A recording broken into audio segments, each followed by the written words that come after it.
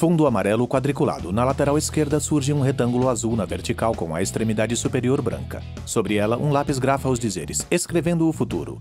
No azul se lê, artigo de opinião.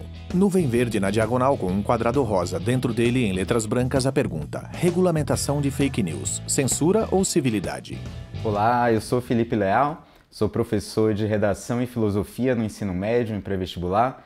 Felipe está sentado, é visto da cintura para cima. É um homem branco, tem cabelo escuro, rente, olhos pequenos, nariz largo, lábios finos e barba aparada. Usa óculos de grau com aro preto e quadrado e uma camisa salmão de manga curta. Atrás dele, à esquerda, há uma estante com livros. Ao fundo, uma mesa, sobre ela um vaso com planta. E vou conversar com vocês hoje sobre regulamentação de fake news, censura ou civilidade, visando a produção dos alunos aí de artigos de opinião.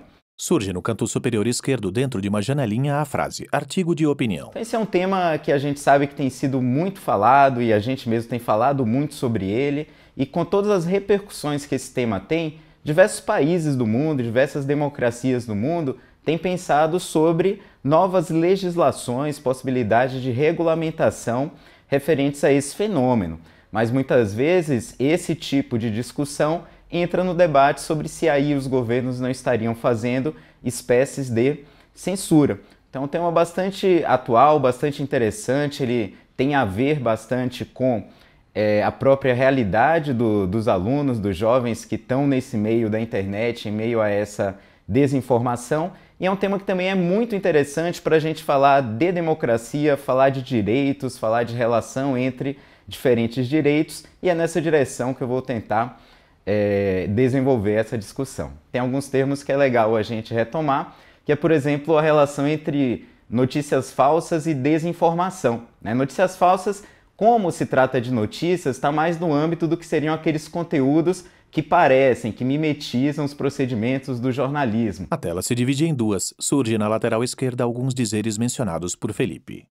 Maneira de você fazer uma manchete, sites que parecem sites de jornal, e etc. E o termo desinformação, geralmente ele é usado para falar de fenômenos mais amplos, porque às vezes isso pode ser um relato falso de uma pessoa por um vídeo, por um áudio que veicula, que é veiculado, por exemplo, em programas de mensagem, aplicativos de mensagem. E principalmente com o advento aí da pandemia do novo coronavírus, isso também ficou muito claro, a ponto de a própria Organização Mundial de Saúde ter bolado um termo ali, ter usado um termo que chama infodemia, para falar justamente da quantidade enorme de informações que passaram a circular sobre o vírus, sobre a doença, sem que as pessoas saibam, nós saibamos mesmo às vezes, o que é verdadeiro e o que é falso, e todas as dificuldades que isso pode trazer. Aliás, um outro exemplo clássico de fake news, de desinformação, são as campanhas do movimento anti-vacina. Eles já tinham uma grande extensão, um grande alcance antes da pandemia, e no âmbito dessa pandemia, é claro, esses movimentos também vão ganhar uma força e todos nos perguntamos como é que a gente pode lidar com eles. Então é algo que de fato tem riscos que eu acho que todos nós reconhecemos. E aí vem um debate principalmente sobre a questão do direito à liberdade de informação e principalmente o direito à liberdade de expressão. Então será que se a gente começa a usar a internet, que é esse ambiente marcado pela liberdade, começar a pensar de os governos entrarem ali e dizer, por exemplo, o que é desinformação, o que é notícia falsa, será que a gente não estaria se aproximando de maneira até meio perigosa do que seria um controle de informação? Em primeiro lugar, a gente tem que ver que a relação entre tecnologia e regulamentação, ela é uma relação que é bastante complexa e reativa. Então, novas tecnologias tendem mesmo a trazer novas legislações. A gente pode pensar isso até pensando na própria imprensa. A partir da invenção da imprensa e do significado que a imprensa passa a ter no âmbito ali da Revolução Francesa, é que você começa a pensar no que pode fazer um jornalista e até a dar a essa atividade do jornalista, que teve a ver com as inovações tecnológicas, uma regulamentação própria no âmbito das democracias. Aliás, as democracias garantem liberdades, mas é claro que essas liberdades elas sempre terão limites. Então, por exemplo, temos liberdade de ir e vir, mas não podemos entrar na casa um dos outros sem sermos convidados. Nem a polícia pode entrar na casa de alguém depois de um determinado horário. Então, estamos acostumados a a entender que as liberdades garantidas numa democracia, elas evidentemente têm limitação. E elas têm limitação porque elas vão bater, às vezes, com outros direitos e outras liberdades. E no caso da desinformação e das fake news, é isso muitas vezes que está em jogo. Pensa, por exemplo, que boa parte das fake news, elas são um jogo aí de ataque a reputações, principalmente no âmbito político. E a gente sabe que as constituições modernas, inclusive a brasileira, defendem nosso direito à honra, nosso direito à imagem. Então, é natural que a gente pense como garantir também esses direitos, num momento em que não dá mais para fazer como a gente fazia com a imprensa. Se você tem um jornal, tem que ter alguém responsável por aquela publicação. Então, um crime de opinião cometido, um crime, por exemplo, contra a honra de alguém que não seja verdadeiro, ele pode ser denunciado ali na justiça e a pessoa pode ter uma reparação. Mas como nós fazemos quando a origem disso é muitas vezes usando perfis anônimos, às vezes, colocando sites em outros países. A tela se divide em duas. A frase dita a seguir surge à esquerda sobre fundo verde. Os elementos que nós temos hoje para combater, por exemplo, crimes contra a honra e contra a imagem, eles não parecem mais suficientes para combater esse tipo de fenômeno. E um terceiro argumento seria o argumento dos riscos sociais que a desinformação e as fake news têm trazido. E aí eu poderia dividir, eu acho que em dois grandes grupos. Em primeiro lugar, os riscos políticos, os riscos à democracia. Como é que isso tem, de certa maneira, envenenado os processos eleitorais e o próprio debate público, não é? Como às vezes nós perdemos inteiramente aqueles limites que o bom debate democrático deve ter, e até mesmo afetando a nossa crença, a credibilidade das instituições democráticas, a começar pela própria instituição das eleições. E um outro conjunto de riscos que teria aí seriam mesmo riscos para a saúde, seja individual, seja a saúde pública. Felipe fica entre os dizeres dos dois grupos. Já que dá para a gente dizer que é no âmbito dessas desinformações e das fake news, pensando, por exemplo, na epidemia do novo coronavírus, que vão circular informações que às vezes podem levar o indivíduo a dizer, olha, eu não preciso me proteger porque tal remédio funciona, eu não preciso vacinar meu filho, porque isso, na verdade, pode trazer outros riscos a ele. E é nisso que, às vezes, o indivíduo, com as pessoas que convivem com eles, vão ser afetados em seu direito à saúde, assim como a coletividade. Então, acho que esses seriam bons argumentos para a gente falar que não se trata de censura, que se trata muito mais da gente procurar uma nova forma de garantir a convivência civilizada nesse novo ambiente aí de informação e comunicação. Sobre o fundo amarelo quadriculado surgem as formas geométricas coloridas. O lápis grafa os dizeres, escrevendo o futuro. Abaixo, no retângulo azul, se lê artigo de opinião. No quadrado rosa, como construir o texto na prática? A partir desse elenco de argumentos, seja de um lado, seja de um outro, acho que é muito interessante também conversar com os alunos sobre como é que isso vai aparecer no texto. E a orientação geral, seria, é claro, que esses argumentos eles constituíssem o desenvolvimento do artigo de opinião. Então, eu acho que em termos de estratégia e de construção de argumentos, a gente poderia complementar isso pensando em como esses textos poderiam ser introduzidos e como é que eles podem ser concluídos. Surge à esquerda sobre fundo verde. Introdução.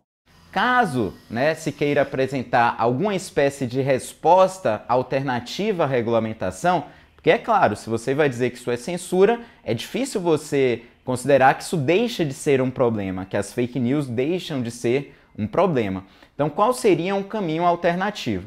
Eu acho que um caminho alternativo aí interessante seria mencionar uma espécie de uma melhor educação para o uso dessas tecnologias. E do outro lado, se você pensa na questão da civilidade, acho que um bom caminho para introduzir, para trazer o leitor para esse lado, seria mostrar que não é raro, pelo contrário, é quase a regra, que liberdades dentro de democracias tenham limites. Então, um exemplo que eu acho que é muito simples, muito palpável, é esse exemplo do direito de ir e vir, que todos queremos viver em países que tenham consagrado ali o direito a ir e vir, mas a gente sabe que esse direito a ir e vir ele tem, obviamente, limitações, seja o direito da pessoa a seu próprio domicílio, seja a propriedade privada e outras coisas, sabemos que não podemos ir para qualquer lugar em qualquer momento. Então isso também é uma espécie de introdução ali por comparação que vai facilitar a aceitação de que pode ter limites à liberdade de expressão sem que nós saiamos aí de um caminho mais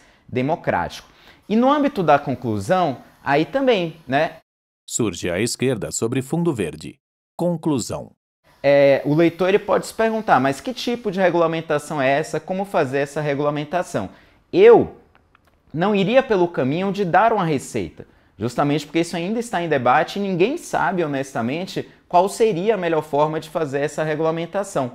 Mas um elemento interessante seria dizer que a sociedade deveria ser chamada a participar, as universidades, você tem muito especialista brasileiro de nível assim internacional que fala sobre esse assunto, as universidades devem ser chamadas a participar. Isso, aliás, está acontecendo, né? No âmbito aí das discussões disso no Congresso, muitos especialistas são chamados, a sociedade é chamada a ser também escutada. Então, muito mais do que dar uma receita é falar de como esse processo funcionaria, um processo que fosse democrático e que contasse com a participação da sociedade.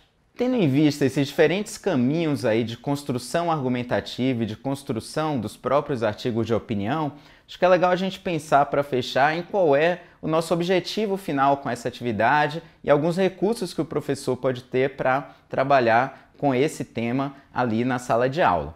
Então, em primeiro lugar, lembrar, né, o importante aí não é fazer com que os alunos se aproximem mais, é claro, seja de um dos lados, seja de outro. Acho que é muito mais usar esse tema que tem trazido muito interesse da sociedade, né? A internet é muito presente na vida de todos nós e na vida dos alunos, e aproveitar essa oportunidade para trabalhar sobre o que é uma democracia, sobre quais são os direitos, quais são os limites que existem.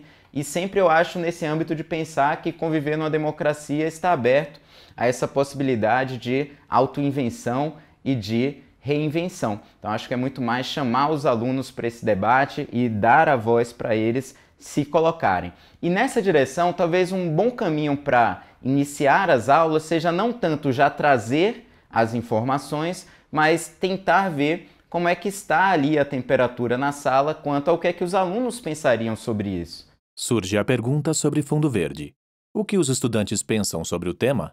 Né? Então pode ser que às vezes exista uma tendência grande para considerar que qualquer forma de regulamentação de liberdade de informação seja censura. Então acho que aí é legal desconstruir um pouco essa impressão, né? Então mesmo que o aluno não defenda uma regulamentação, ele entenda ali que no âmbito da discussão de direitos, tá? A coisa não é tão simples, você não precisa dizer que ou é uma liberdade restrita ou é simplesmente uma ditadura. De repente também podem ter, né, polêmicas sobre a própria definição, né?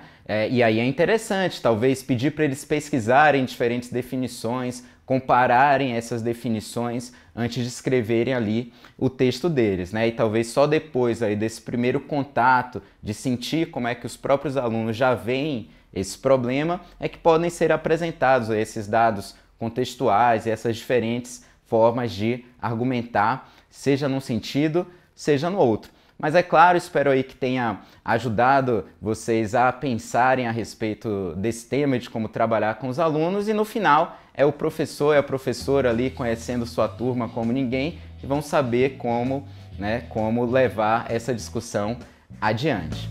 Créditos finais. Iniciativa Itaú Social. Ministério da Educação, Pátria Amada Brasil, Governo Federal. Coordenação Técnica, Sempec Educação. Parceria, Fundação Roberto Marinho. Futura, Undime e Concede. Janela Virtual Verde sobre o fundo amarelo quadriculado, Lesse. Programa Escrevendo o Futuro. Iniciativa Itaú Social.